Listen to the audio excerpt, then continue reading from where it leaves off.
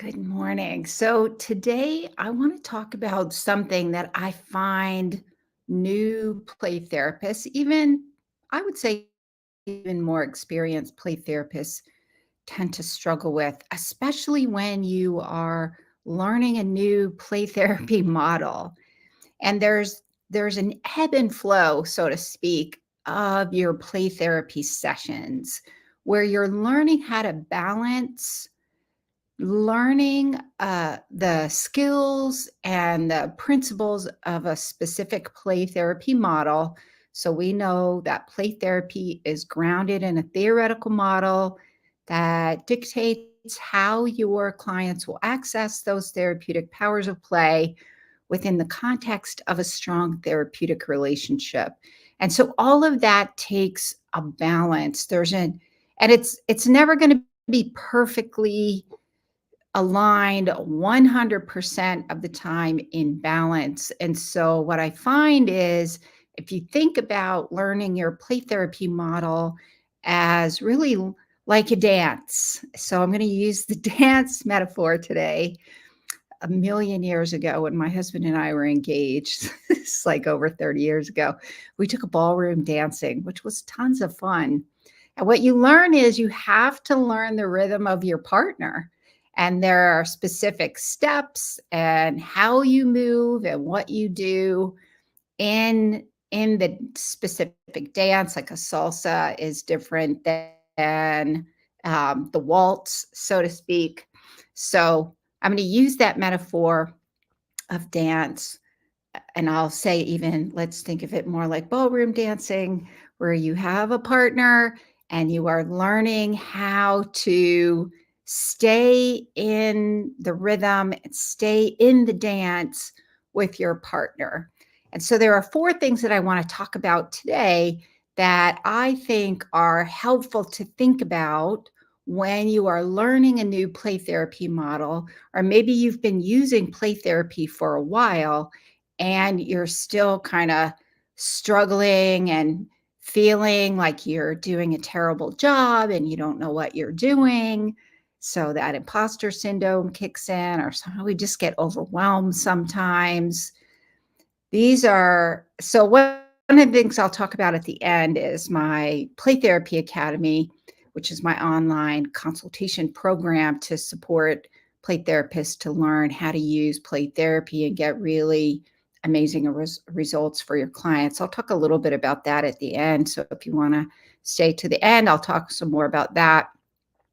The thing that we talk about a lot in Play Therapy Academy is, and when I do the individual consultation sessions with people in Play Therapy Academy, one of the things that we talk about a lot is hanging in there while you're learning to apply the theoretical model, and doing that while also maintaining therapeutic rapport. And to me, that's the most challenging part, especially in the beginning, is how do I manage both?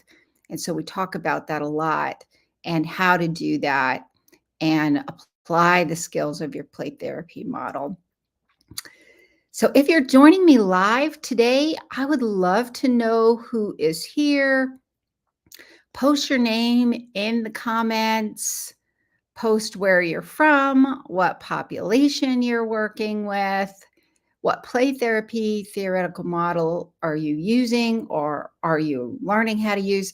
If you're watching on the live stream replay, go ahead and post your name in the comments. I'd love to know who's here, what your questions are, what play therapy model you're using, where you're using play therapy.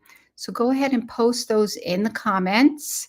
And if you have questions, if you're joining me live, feel free to ask questions. What I will say is we want to make sure to maintain client privacy. So I'm not really going to discuss specific client issues. That's out of the scope of this weekly broadcast.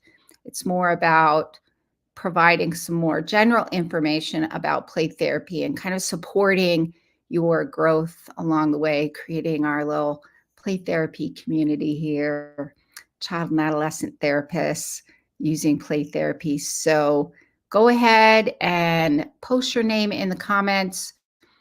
If you're new to my weekly broadcast, I live stream weekly at 7 a.m. on Wednesdays. I live stream into my Facebook group for play therapy, play and expressive arts therapy therapists who are working with children, adolescents, and families. That's called Play and Expressive Arts Therapy Playground. If you're on Facebook and you're interested in joining that Facebook group, feel free to hop over there. You do have to make sure to answer all the questions though, so that you can get into the group. Otherwise, you won't get into the group. I also live stream in my LinkedIn profile and my YouTube channel, which is Kathy Spooner Renewing Hearts Training, and also simultaneously in Instagram. So if you are watching any of those during the live stream, feel free to pop on and say hi. If you're watching the replay after every broadcast, I get this question asked a lot. After every live broadcast, there's an automatic replay that is generated. And then starting in 2024, I'm going to be starting a podcast. So if you're listening to this, you might be listening to it on one of the podcast episodes, which is Next Level Play Therapy Podcast. That's what it's going to be called. So if you like podcasts, then you'll want to kind of stay in the loop about when that one's going to be launched. So, hey, Steph, it is good to see you. So I don't know if you noticed last week, Steph, the for some reason, so I use StreamYard to broadcast into my Facebook group, LinkedIn, and YouTube. And last week, it kind of stopped streaming into the Facebook group, which was frustrating, but technology, what are you going to do? So we put the replay in the group afterwards. All righty. So today I want to share 4 tips for learning how to do that balance, to do that dance using your theoretical model and while you're learning the model and also maintaining that strong therapeutic rapport. So the first thing to keep in mind is really learning how to tune in to the music, so to speak, tune into your sessions. And here, one of the things I love doing is looking at neuroscience and attachment theory and how that helps us to understand our clients, what's going on with our clients, and also help us understand how to effectively help our clients. And one of the things that we know from the work of Daniel Siegel in his MindSight model is the idea of resonance circuits. And this is a term that he coined. Resonance circuits are essentially that circuitry that connects us even mind to mind, even physiologically with another human being. And these are heavily reliant upon mirror neurons. And so what these resonance circuits are really help us to fully be attuned to another person. So we can tap into these resonance circuits to be more fully attuned with our clients so that we're picking up on the nuances of their body language, their facial expression, what they're saying, how they're saying it, all of these little nuances. And then we actually can tune in to get a sense even of their emotions, what's going on with them, really connecting. Daniel Siegel talks about connecting mind to mind, even physiologically. So when we're fully tuning in to our resonance circuits with our clients in the sessions, then that that gives us a better sense of what's going on with them. To do that, though, you really, really have to have some good self-awareness. So if you're in my Facebook group, then you would have seen me post during the weekend. I attended this conference in California, and it was a business conference. It was a conference for entrepreneurs who are getting into the online space. And so I went to this conference. It was amazing. And a lot of the conference was about doing our internal work. Honestly, it felt like 3 days of therapy, or a couple of times I wanted to go find a quiet place somewhere and get a good ugly cry going to clean some things out. So doing that internal work. So what does a business conference have to do with play therapy, right? It's the same thing. To do To do play therapy, to be in the mental health field means we really need to do our own internal work. We know that. Um, because when we get more of a sense of who we are, a sense of what is learning, what goes on inside of us, and all of those things that come up through life, and even get activated in sessions, some of which is not us, some of is picking up on what's going on with our clients. Unless we do that internal work, though, to, to let go.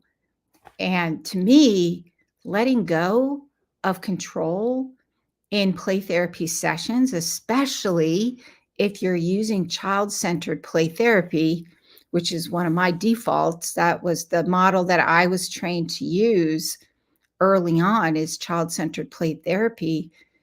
It's really about letting go of control and following the lead of your clients.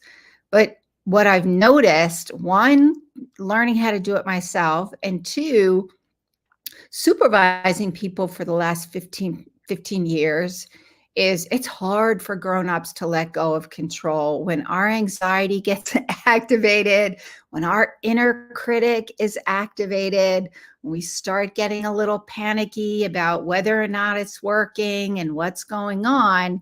Then we're going to go back into, oh, I want to take control, which means if you're using child-centered play therapy, that means you're not following the model. So learning how to let go and follow is a really important skill to learn. To do that effectively, though, we really have to understand what's going on. Because if we're tuning into our clients, that means we need to have a good understanding of what's me and what's not me. Because things will get activated in the sessions if you're tuning in and you're recognizing what's going on with your clients. You really need to understand what goes on with you internally so you can have that attunement in the sessions with your clients. And I would even say a big thing in child-centered play therapy is congruence. Am I internally congruent so that I can express unconditional positive regard and empathy during my sessions? And that's never going to be 100% of the time because things come up. So we have to, this is where that learning how to tune in to the music of each session is really important so that you understand and get a good sense of what's going on. To do that, though, you really have to, and this is where some mindfulness comes into, it's that mindful presence. I'm fully present in the moment. I've let go of what's going on around me in my daily life, or, how am I going to clean up after the session before my next appointment? How many of you have ever thought about that during sessions when you have a really active client in there who's pulling out a bunch of toys? We start getting to the practical part. I don't know if any of you have had that experience. Those are things I still Um, think about during sessions and have to remind myself, let it go, let it go, let it go. Get back into the present moment, tune in to your client, what's going on with your client, let that go. Um, so having that internal awareness so that you can tune in to your client is really, really important. And this is really about one of the things that if you're in the play therapy world, you probably heard this. So if any of you have heard this, what I'm about to say, uh, make a comment, trust the process. Trust the process. What the heck does that mean? Essentially, what it means is you're going to be fully present in the moment while you're learning your play therapy model, while you're learning all of the skills and how to do the play therapy model. While you're doing that, you're also relying on that therapeutic relationship, being fully present in the moment, demonstrating unconditional positive regard and empathy, doing your structuring in a therapeutic way, all of those things. You're balancing that out with your therapeutic relationship because your therapeutic relationship is what helps your client feel safe in the session. So Steph says, StreamYard is being weird today. I can't really read your StreamYard is being really weird. Steph said it's hard because mental health has turned into a medical model. Thanks, managed care. I would agree. We liked, oh my goodness, StreamYard is being really weird. I can't read the comments very well once I click on them. We feel like, and to some extent, clients and clients' parents expect problems to be fixed. Yeah.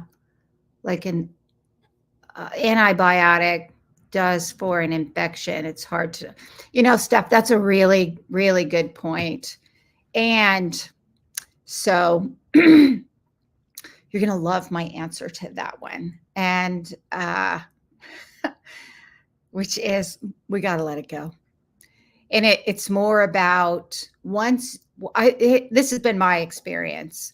Once you get more confident, and this is true for all of us, once we get more confident in the play therapy model, then we feel more confident when we're doing it in sessions. We'll be able to recognize the changes, the subtle changes in the session.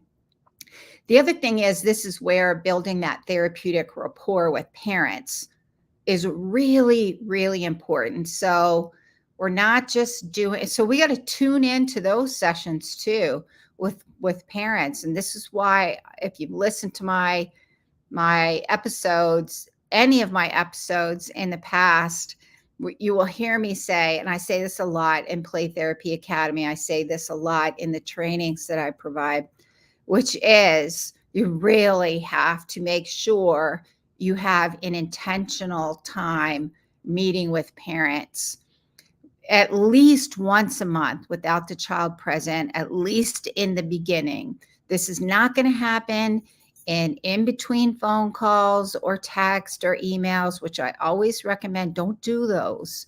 Don't do therapy via email. Don't do therapy via text. The phone calls are going to wear you out and burn you out. If you have an intentional time of meeting with parents, then you're learning how to tune in to those parent sessions as well. This is where you develop that rapport with parents. And for some of the higher acuity families, meaning they have generational histories of trauma, attachment, addiction, all of the things, poverty, any combination of those generationally, then they're going to need more time to develop trust with you. And as you are meeting with parents and developing trust with parents, and you're doing some of that education around how play therapy works, then they're going to begin to trust you. They're going to buy into the process because they're experiencing that therapeutic rapport with parents. We need to be supporting parents as well, and this is where that shift happens. What we have to do is let go of the stories that we tell ourselves that managed care is the ruination of therapy and nothing is ever going to work and it's too hard. Things aren't working because of managed care. While there's a kernel of truth, so to speak, in that, if we hang on to it, then we're going to get sidetracked by it. So what we want to do, this is where it's let go, be fully present, use the model, use the therapeutic rapport, and that will guide you through the process. So the second thing to think about is learn the rhythm of your clients. Here you're really and so this kind of is a good segue from what we were just talking about. Okay, so let me do a full disclosure here. My dogs are now in the office with me. When my husband goes off to work, he lets the dogs in because otherwise they will scratch at the door, which is really loud. And when they come in, if you hear any, like my dog Luna was just scratching, she just heard me say her name. Sometimes you can see her in the background there, maybe. That's Luna. So you may hear a jingly sound, or you may hear a rolling around and moaning sound in the background. You may hear, oh, and Lily, the little one, is under my desk. So she's sleeping under my desk. Luna's kind of wandering around. So you may hear some rolling on the ground, moaning. I promise you, nothing sketchy is going on in the background. It's just, I have my furry kids in the office with me, and they're sometimes noisy. So, so FYI, just so you know. So learning the rhythm of your clients really is about getting to know your clients, getting to know their personality style. Are they more extroverted? Are they more introverted? Are they more active? Are they more quiet? Are they more, like more of a challenge, maybe more gifted, or maybe they're more concrete in their thinking? You're really wanting to get to know your clients, learning their little personality, where they are developmentally. How is your client showing up in the session? This gives you a sense of who they are and what's going to work better with them. How you need to be present with your client that's going to help to establish that sense of safety and security so that they feel seen and heard in the sessions. This is also going to give you an idea. Oh, there's Luna scratching. Hey, Lou. When you learn and get to know your clients a little better, then you're going to get to know what's going to work in terms of pacing for the sessions, how fast or slow your clients will tolerate the change process.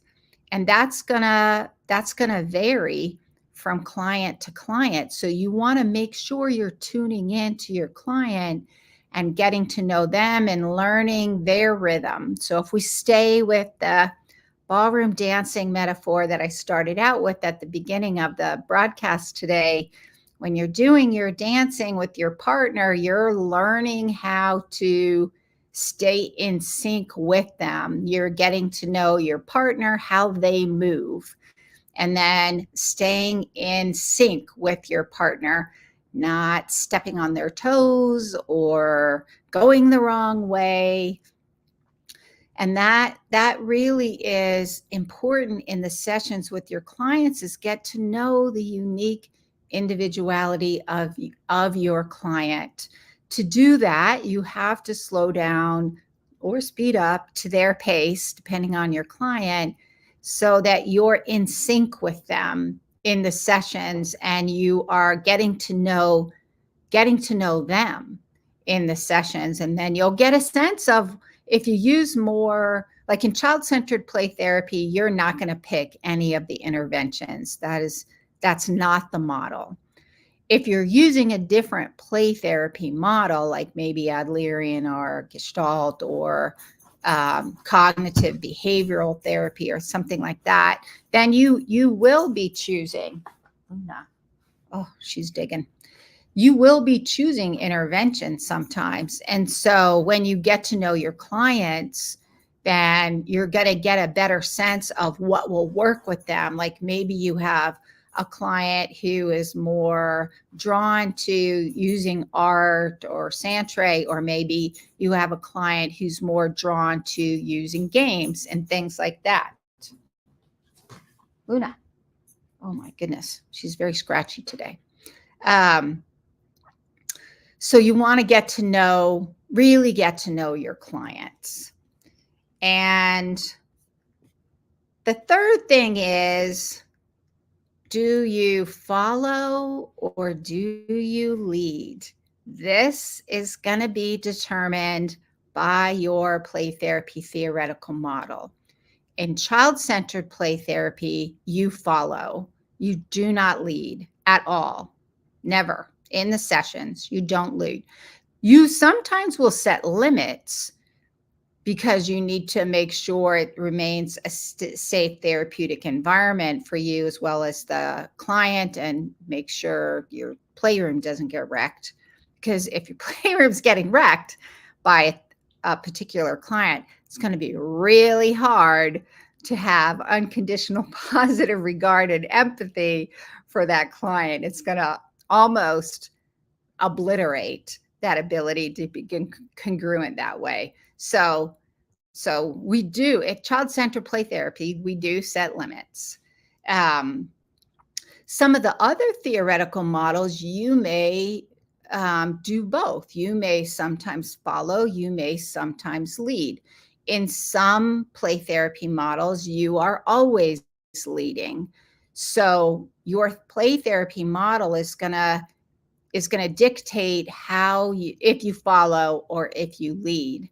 And here's the thing to keep in mind: regardless of what play therapy model you're learning in the moment, or maybe you've been using it for a while, your therapeutic relationship along with your play therapy model is going to help you figure out how to navigate what I call those bumpy parts in the play therapy session. Because let's say, for example, you need to set a limit, or you're thinking you might need to set a limit, then your play therapy model is going to dictate how you do that.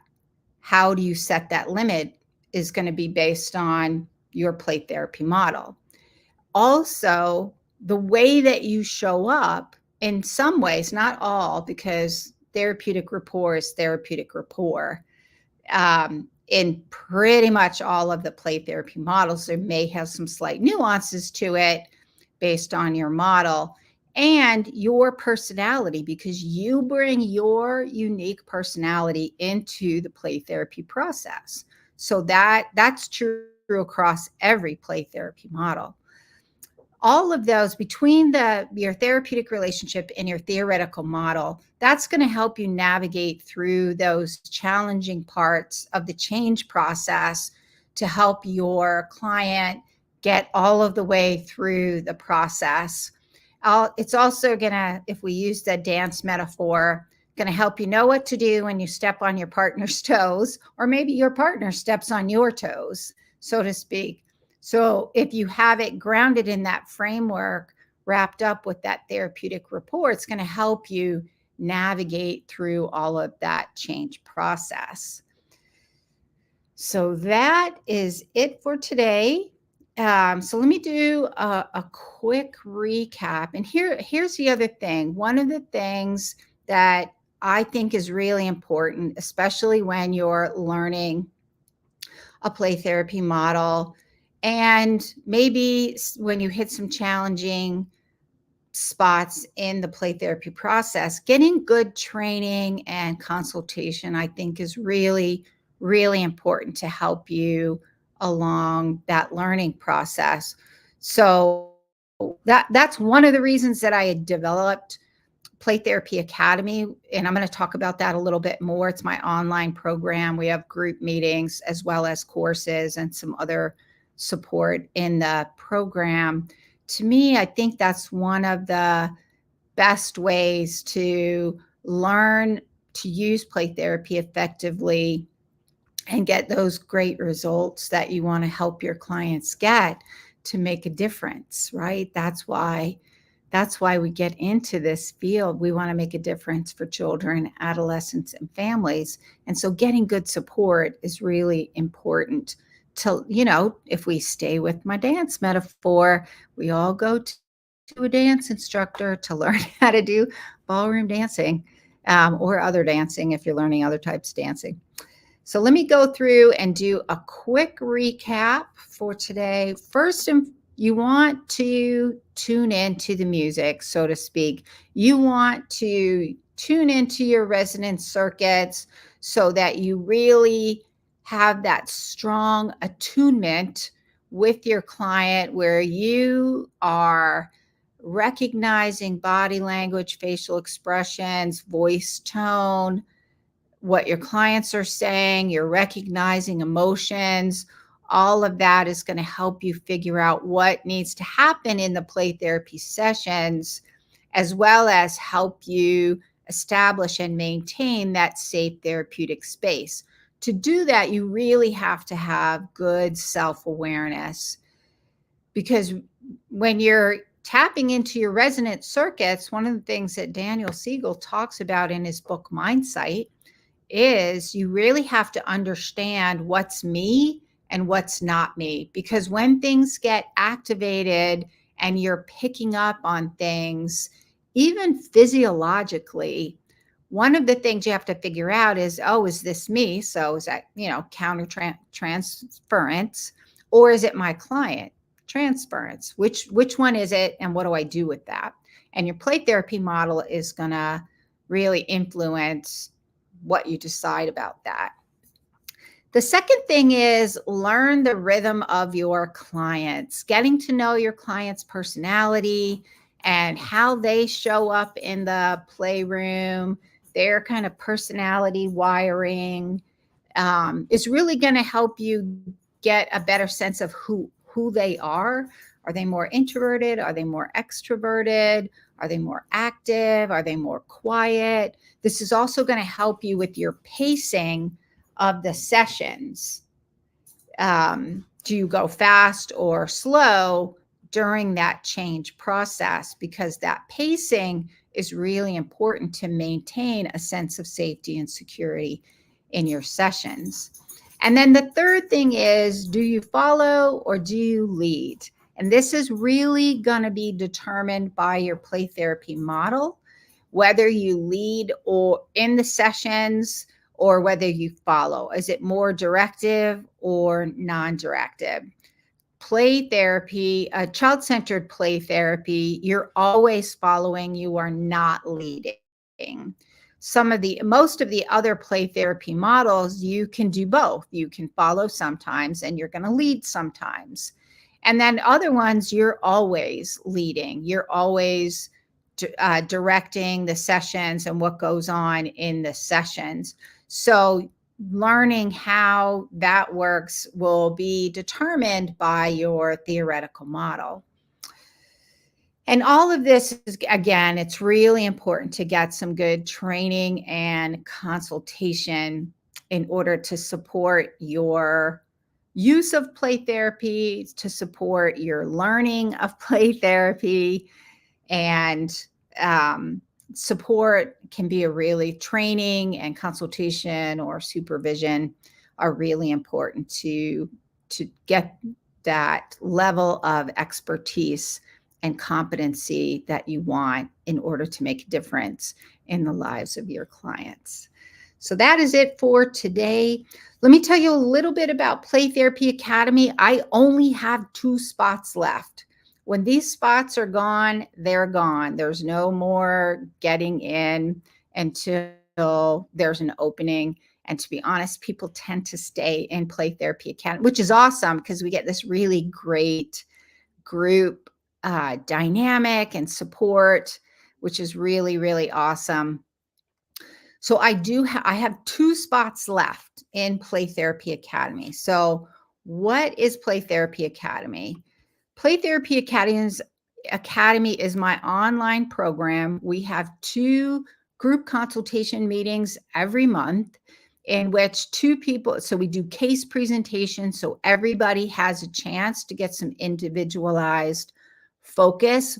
And you're also learning from other people's case presentation. You're learning how to apply a theoretical model. You're learning how to look for themes in play sessions. You're learning what the heck your clients are doing in play therapy sessions and how do you clinically make sense of that? And then what do you do with that?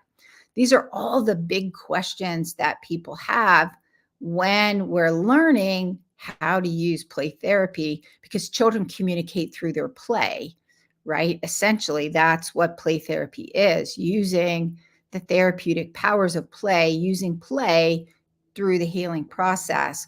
And so basically, learning play therapy is like learning a new language. And that's a lot of what we focus on in our play therapy group consultation meetings. So in addition to the group consultation meetings, the live online meetings that we have, there are also some foundational courses. These are self-paced. You can take them in your time zone when you're ready. So these are the Getting Grounded in Play Therapy Excellence series. And in that series, it includes play therapy foundations, play therapy case conceptualization, which I call being a clinical detective to understand what's going on with your client, using that case conceptualization to figure out what's really going on with my clients so that you have a better idea of what you need to do and how to apply your therapeutic model for your specific client. So, you're learning the rhythm of your client, you're learning to tune into them, you are using your model to follow our lead. So, you're going to make sure you want to have good case conceptualization to fully understand what's going on with your clients so that you know what to do. And that helps with treatment planning. So that's one of the other courses is play therapy treatment planning. So it's not just about how you write a treatment plan, it's about how you go about figuring out what your client needs and then walking you like step by step through the process of writing a play therapy treatment plan that'll align with your theoretical model. And for a case conceptualization, walking you step by step through that process to really figure out what's going on with your client. And then you use that information for your treatment planning. And so the next course that's coming out this month, actually, it will be coming out in a couple of weeks, is Getting Grounded in Play Therapy Progress Notes. So how do you write a progress note for play therapy that will make everyone happy without burning you out? So that'll meet their expectations from agencies and insurance companies while also at the same time not burning you out, but having them be good so that they meet all these requirements. And then we have some additional support in there. We have a group chat for support in between sessions. There's some other courses that are going to be in the program. So if you're interested in Play Therapy Academy, like I said, I only have 2 spots left. And when these spots are gone, they are gone. And I won't have openings probably for a while. So if you're interested, then what you want to do is in the link, my amazing virtual assistant, Dom, has put some links in the comments. So you'll want to schedule a 30-minute video call with me. It's free. We talk about and make sure Play Therapy Academy is a good fit for you.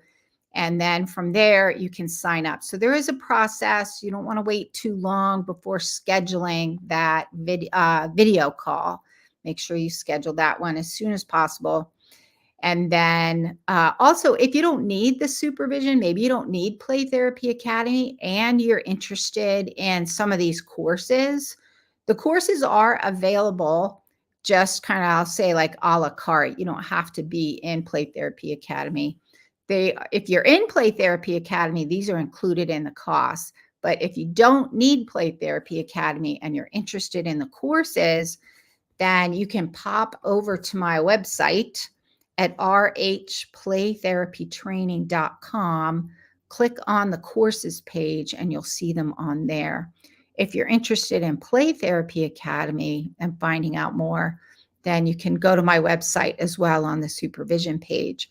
All of the links for the courses and Play Therapy Academy and scheduling a 30-minute free video call with me to find out about Play Therapy Academy. You'll see all of those in the links below. So I will see you next time. Bye for now.